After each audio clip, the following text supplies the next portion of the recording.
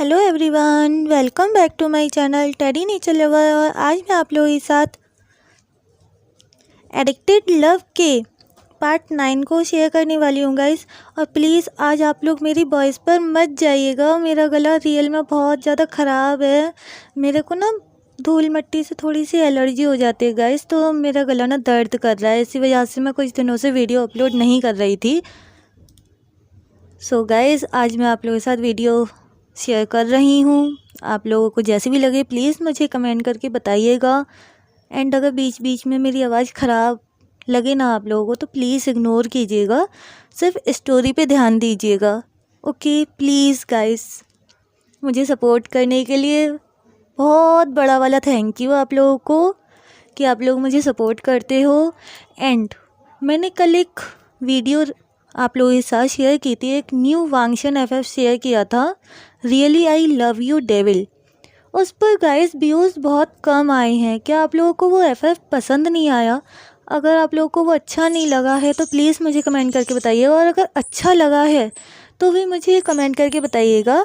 And addicted love के part 9 को start करते हैं। लास्ट पार्ट में हमने देखा था वांग जी वीइंग को लेकर के साउथ कोरिया गया था घूमने के लिए। एंड सबको लेकर गया था, वो जितने भी फ्रेंड सर्कल में जितने भी लोग थे ना उन सबको लेकर गया था। नी हुएसांग, नी मिंजे, लेंसी चैन, सू यांग, ये सब लोग गए थे। एंड वो लोग वहाँ पर बीटीएस का, जो हमारे बीटीएस हैं उनका शो अटेंड करते हैं, उनके म्यूज़िक को फील करते हैं। एंड वापस आने के टाइम पे वांग जी के पास एक कॉल आया था, जिसके बाद वांग जी इन लोगों को छोड़कर अकेला ही वापस आया था चढ़ना। और ये लोग दूसरे, मतलब वांग जी ना अपने हेलीपैड से आया था एंड ये लोग ना जेट से आए थे, अपने वांग जी के ही जेट से आए थे। बट ये लोग अकेले आए थे, वांग जी इन लोगों के साथ नहीं आया था, वांग जी अलग आया था। इसके बाद हमें दिखाया गया था कि वांग जी को वेंशु के बारे में पता चलता है कि वो क्या कर रहा है क्या नहीं, ये सब बातें ना वांग जी को पता चलती हैं। एंड इसके बाद सीन शिफ्ट होता है कि वेंशु की जो सेक्रेटरी है, जो मैनेजर है, जो भी है वो लड़की, उसका ना पता चला था वांग जी को। और वांग जी उस लड़की को मारने के लिए पहुंच गया था। और वांग जी वहाँ पर उस लड़की को और वेंशु को दोनों को मार भी देता है। एंड इस चीज़ को वीइंग देख लेता है और वीइंग के माउथ से ना एक चीख निकल जाती है और वो कहता है, वांग जी तुम खूनी हो। उसने वांग जी अपने मन में कहा था वीइंग ने, और वीइंग ना बहुत तेज चिल्लाकर कहता है, तुमने खून किया है, तुम खूनी हो। वांग जी जैसे ही अपने सामने वीइंग को ऐसे देखता है ना तो वो तुरंत दौड़ कर जाता है वीइंग के पास और वीइंग से कहता है, नहीं वीइंग, वो लोग नहीं, तुम गलत समझ रहे हो वीइंग। और वो वीइंग को ना जैसे ही टच करने वाला था, वीइंग उससे 2 कदम पीछे हट जाता है, जिससे कि वांग जी उसको टच ना कर पाए। और वीइंग फिर से रिपीट करते हुए बोलता है कि तुम खूनी हो, तुमने खून किया है, तुमने उन लोगों को मार दिया, तुम खूनी हो। और वीइंग ना इस समय बहुत ज़्यादा डर रहा होता है, उसकी आंखों में से आंसू आ रहे थे। उसके माइंड में एक ही बात चल रही थी कि वांग जी कैसे ऐसा सब कुछ कर सकता है, मैं उससे इतना प्यार करता हूँ, वो ऐसा कैसे कर सकता है। और वांग जी वो ना वीइंग से बार बार मना कर रहा था, नहीं वीइंग, मैंने खून नहीं किया है, मैंने ये सब तुम्हारी समझ में नहीं आ रहा है। वांग जी ना ऐसा कह रहा था, बट उसको ना बोलने में ना बहुत प्रॉब्लम हो रही थी। वो ना देख सकता था कि वीइंग उससे डर रहा है और उसको ये चीज़ ना सहन नहीं हो रही थी कि वीइंग उससे डरे। और वीइंग ना बार बार रिपीट करते हुए कहता है कि नहीं तुम खूनी हो, मैं तुम्हें छोड़ के जा रहा हूँ हमेशा के लिए। और ऐसा कह के वीइंग वहाँ से भागते हुए चला जाता है और वो वांग जी से ना मना करके जाता है कि मेरा पीछा मत करना, नहीं तो मैं ना अपनी जान ले लूँगा। ऐसे कह के ना वीइंग वहाँ से ना भाग गया था। और वांग जी वो ना वहीं अपने घुटनों पे ना बैठ जाता है और बहुत ज़्यादा रोने लगता है। और जब उसको आंखों में से आंसू आते हैं ना तो फिर यहाँ से ना हमारा सीन शिफ्ट होता है वांग जी।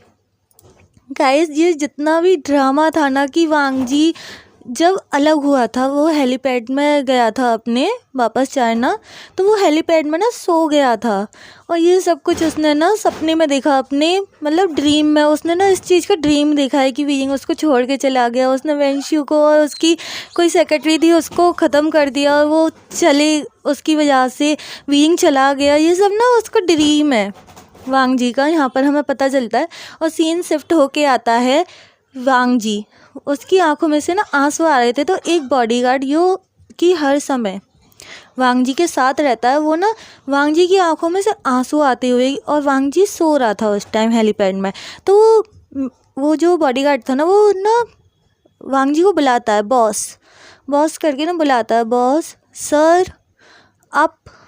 तब ना वांग जी को रियलाइज़ होता है कि उसको कोई आवाज़ दे रहा है, और वो ना अपनी आंखें खोल के देखता है तो उसको दिखाई देता है कि वो आसमान में उड़ रहा है, मतलब हेलीपैड में है अपने, और जो कि ना ज़मीन से बहुत ऊपर है, ऊंचा है, और वो ना एकदम शॉकिंगली ना देखने लगता है चारों तरफ, और उसको ना दिखाई देता है कि वीइंग उसके आसपास नहीं है। तब ना वो अपने बॉडीगार्ड से पूछता है कि वीइंग कहाँ है, तो उसका बॉडीगार्ड कहता है सर आपने तो उन लोगों को जेट से भेजा है ना वापस चाइना, क्या हुआ सर, क्या आपने कोई बड़ा सपना देखा। तब वांग जी अपना सिर ना में हिलाते हुए कहता है कि नहीं वो कुछ नहीं, और वो ऐसे कह के ना अपनी आंखें फिर से बंद कर लेता है और आराम से बैठ जाता है अपने हेलीपैड में। गाइस रियली इतना भयंकर वाला इसने ड्रीम देखा ना वांग जी ने, सच में एक बार के लिए तो ऐसा लगा कि वीइंग और वांग जी अलग ही हो गए, बट वो सब कुछ ना ड्रीम था। अब इसके बाद ना सीन शिफ्ट होता है यहाँ से, और यहाँ से सीन शिफ्ट होके वांग जी तुरंत अपने सेक्रेटरी के पास जाता है और उससे कहता है क्या हुआ, तुमने मुझे इतना अर्जेंट यहाँ पर क्यों बुलाया है। तब उसकी सेक्रेटरी कहती है बॉस वो मैंने नहीं बुलाया, आपको किसी और ने बुलाया है। तभी वांग जी कहता है किसने बुलाया है, तो वो सेक्रेटरी कहती है सर आपको जिन्होंने बुलाया वो आपके ऑफिस में आपका वेट कर रहे हैं, आप उनसे जाके मिल सकते हो। तो वांग जी ना अपने ऑफिस में चला जाता है, और वो जैसे ही अपने ऑफिस में जाता है ना तो उसको वहाँ पर एकदम से झटका लगता है, बहुत कर्रा वाला उसको झटका लगा था कि ये इंसान यहाँ पर क्या कर रहा है। और वो इंसान ना जैसे ही वांग जी को आते हुए देखता है तो वो अपनी जगह से खड़े होके कहता है वांग जी तुम्हें मैं याद तो हूँ या फिर तुम मुझे भूल गए। और ऐसा कह के वो सीधा वांग जी के पास आता है और वांग जी को हग कर लेता है, एकदम टाइटली हग कर लिया था उस पर्सन ने वांग जी को। और वो पर्सन कहता है वांग जी मुझे तो लगता है कि तुम मुझे भूल गए। तभी वांग जी अपना सिर ना में हिलाता है और कहता है कि नहीं मैं नहीं भूला हूँ और मुझसे दूर हटो, मेरे इतने करीब आने की कोई ज़रूरत नहीं है। ऐसा कह के वांग जी उस पर्सन को अपने आप से दूर हटाता है और उससे कहता है सॉन्गलैन तुम यहाँ पर क्या करने आए हो, तुम किस लिए वापस आए हो, तुम तो यहाँ से चले गए थे ना, फिर तुम चाइना वापस किस लिए आए हो। तब हमें पता चलता है गाइस यहाँ पे कि जो पर्सन आया है ना इसका नाम सॉन्गलैन है। और सॉन्गलैन ना एक डेविल सी स्माइल करते हुए कहता है वांग जी मैंने कब कहा था कि मैं कभी वापस नहीं आऊँगा, ये तुम्हारी गलत फहमी है, तुमने सोच भी कैसे लिया कि मैं कभी वापस नहीं आऊँगा। तो वांग जी ना उसको इग्नोर करते हुए अपनी चेयर पे जाके बैठ जाता है, और बैठने के बाद ना वो कहता है तुम यहाँ से चले जाओ तो ज़्यादा बेहतर होगा तुम्हारे लिए और तुम्हारी लाइफ के लिए भी, क्योंकि अगर तुमने इस बार कुछ भी करने की कोशिश की तो मैं तुम्हारी लाइफ को हेल बनाने में 1 मिनट भी नहीं सोचूंगा, मैं भूल जाऊंगा इस बार कि तुम हमारे फ्रेंड रहे हो, मैं भूल जाऊंगा इस बात को। तब सॉन्गलैन कहता है वांग जी ऐसे गुस्सा मत करो, पहले ना काम डाउन हो जाओ और मेरी बातें सुनो। और ऐसा कहते हुए ना सॉन्गलैन एकदम वांग जी के जस्ट सामने जो चेयर रखी हुई थी वहाँ पे आके बैठ जाता है और उससे कहता है कि मेरी बात पे ना ध्यान देना, मैं तुम्हारे लिए ना एक बहुत अच्छा ऑफ़र लेकर आया हूँ, तुम सुनोगे तो तुम्हें बहुत अच्छा लगेगा। अब यहाँ पे ना हमें सॉन्गलैन की और वांग जी की बातें नहीं सुनाई जाती हैं, यहाँ पर उनके बीच में क्या कन्वर्सेशन हुई है वो हमें नहीं बताया गया। और यहाँ से ना सीन शिफ्ट होता है और वांग जी ना बहुत ही ज़्यादा मतलब परेशान होता है और बहुत ज़्यादा ड्रिंक करके वो घर वापस गया था।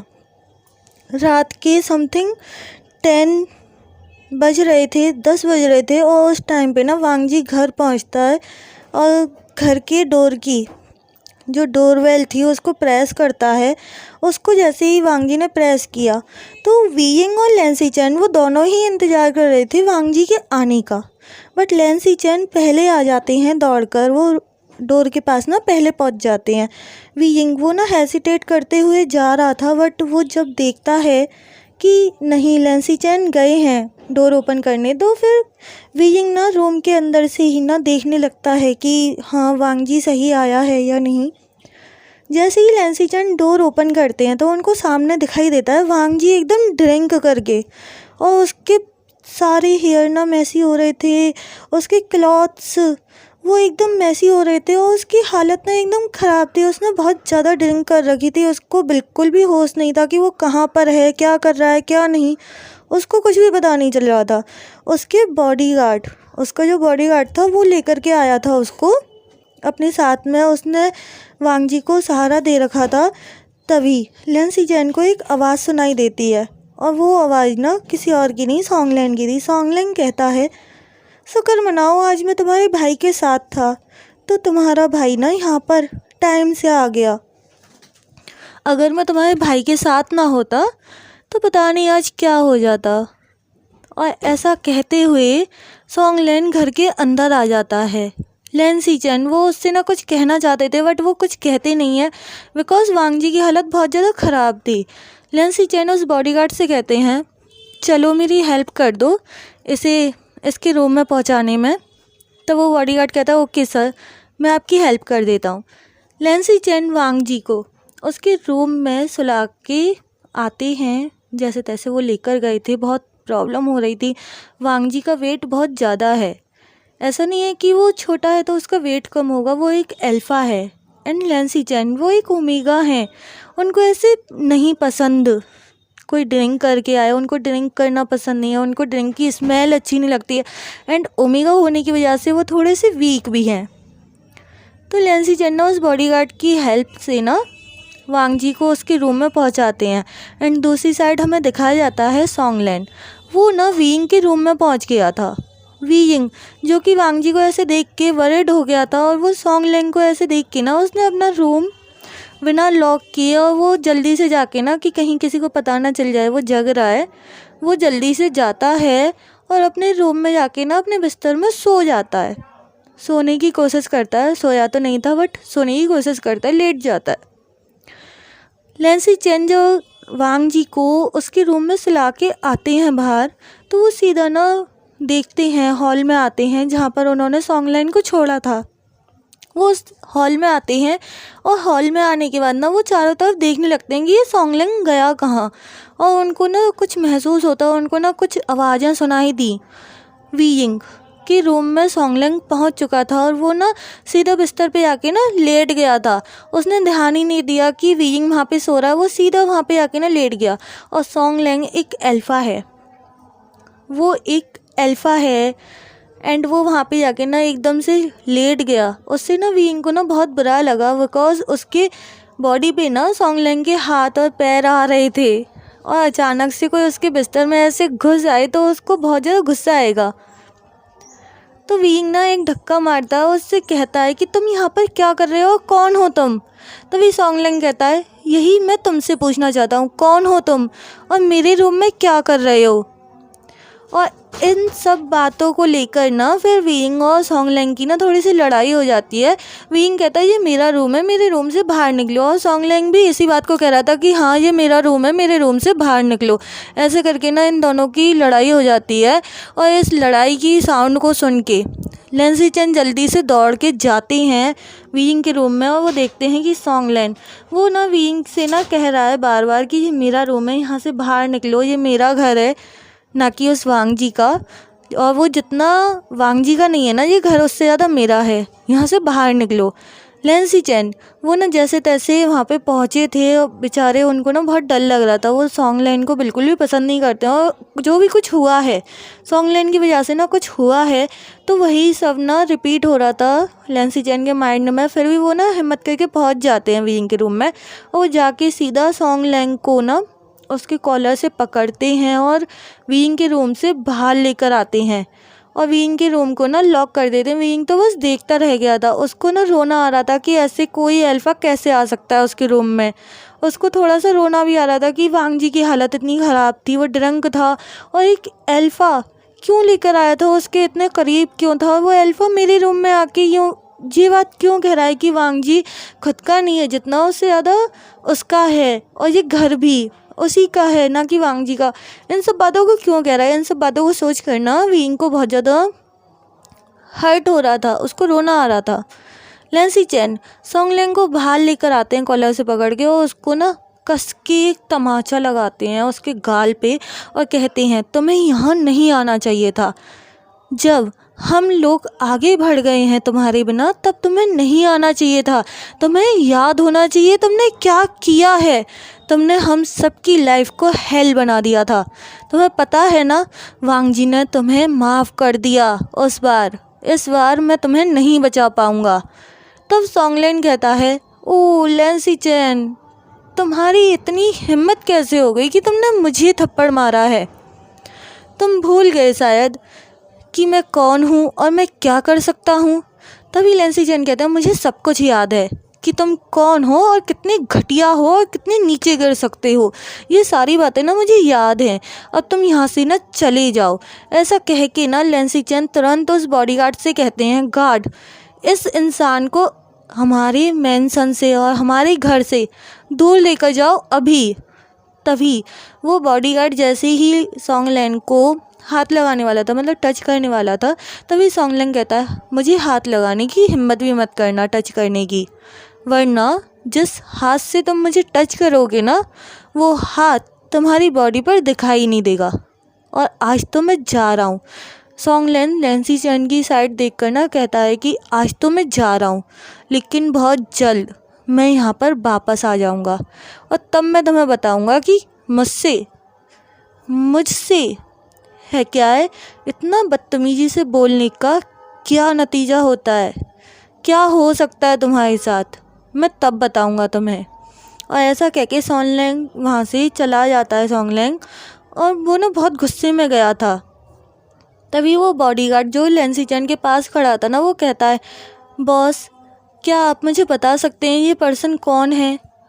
आज इस पर्सन की वजह से हमारे बॉस बहुत ही ज़्यादा परेशान थे। तब लैंसी चैन कहते हैं कोई नहीं, तुम्हें ये जानने की अभी ज़रूरत नहीं है, बस वांग जी का ख्याल रखना ओके, और अब जाओ जाके आराम कर लो। ऐसा कह के लैंसी चैन उस बॉडीगार्ड को वहाँ से भेज देते हैं और ख़ुद भी वो अपने रूम में चले जाते हैं। बट उनको ना नींद नहीं आ रही थी, उनको बिल्कुल भी नींद नहीं आती, वो बहुत ज़्यादा बेचैन थे। तो वो ना अपने रूम में से निकलते हैं और वांग जी के पास जाते हैं। वो देखते हैं वांग जी ना एकदम शांति से ना मतलब सो रहा था। सोते टाइम ना वो एकदम छोटे क्यूट से बेबी की तरह लग रहा था। लैंसी चैन उसके फोरहेड पर, वांग जी के फोरहेड पर अपने हैंड को रखते हैं, मतलब फिराते हैं और वहाँ पे ना उसको ना एकदम प्यार से टच करते हैं जिससे कि वांग जी को ना कंफर्टेबली नींद आ जाए। और वो वहीं पे ना बैठ जाते हैं वांग जी के पास ही, और वो बैठे बैठे ना कब सो गए उनको पता नहीं चला। लेकिन थोड़ी देर बाद ही नाइट में कम से कम 2 या 3 आवर्स बाद वांग जी को ना एक बहुत ही बुरा सपना दिखाई देता है जिसकी वजह से ना वो चिल्ला रहा था गा आप कहाँ जा रहे हो, प्लीज़ मत जाओ गा, प्लीज़ ऐसा मत करो।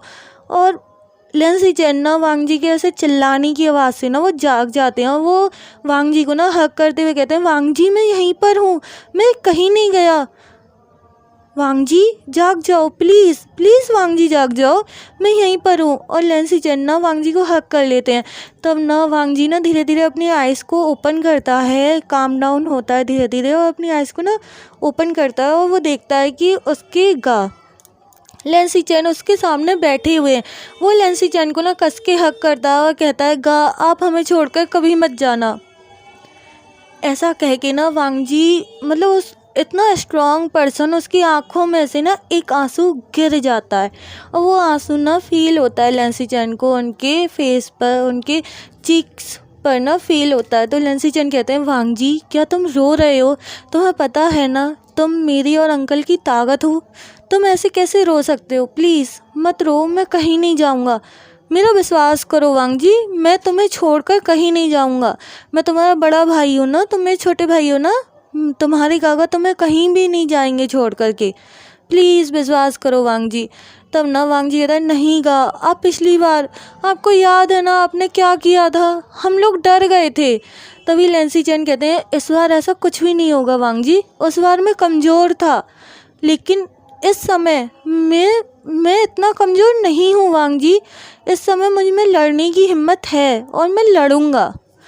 अब तुम सो जाओ। ऐसा कह के लैंसी चैन जैसे तैसे ना थोड़ा सा टाइम लगता है, बट वो ना वांग जी को ना सुला देते हैं, और सुलाने में ना वो सक्सेसफुल होते हैं वांग जी को। इसके बाद हमें नेक्स्ट मॉर्निंग का सीन दिखाया जाता है।